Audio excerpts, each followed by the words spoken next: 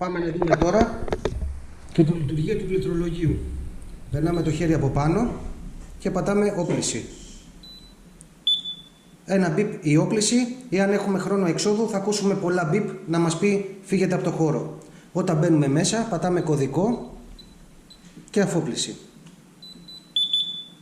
Νυχτερινή όπληση, ο κύκλος μες στον κύκλο. Πάλι το ίδιο, ένα μπιπ όπληση, το πρωί το πρώτο πάμα που κάνουμε, κωδικός και αφόπληση.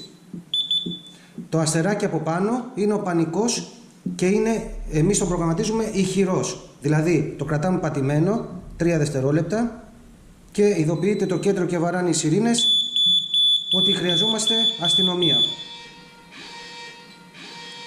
Κωδικός αφόπληση για να σταματήσει αν δεν σταματήσει μόνο του.